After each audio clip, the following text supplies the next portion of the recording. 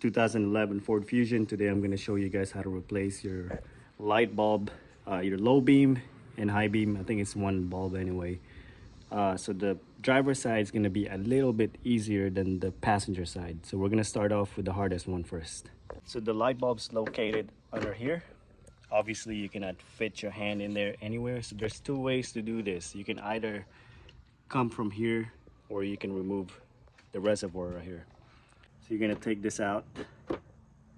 You'll have 1, 2, and 3 of them like that, just like this.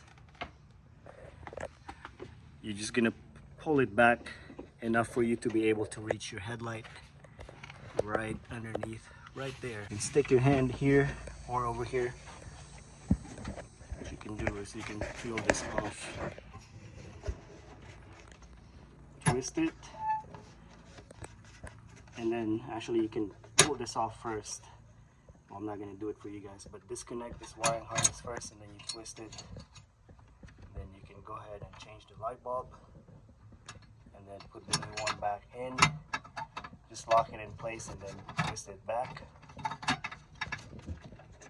Alright, so the other way to reach the light bulb is to remove the reservoir right here. So you got two 10mm right here. So you'll have this 10mm like nut. Take that off, and you have this 10mm bolt right here. Take this off too. And then we're just gonna lift it up and we're gonna try to kind of push it out of the way. Okay, so we have the reservoir like halfway lifted up. All right, so I have my hand right here. You're gonna twist it counterclockwise, and you should be able to pull the light bulb out right here.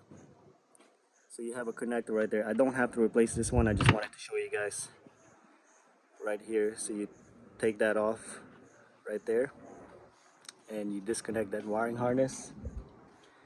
When you're putting the new light bulb in, make sure you're wearing gloves because you don't want to touch the new light bulb. So to put it back in, it's kind of hard for you guys to see it, but same way it came out, you lock it in place and then you twist it to lock it in place clockwise.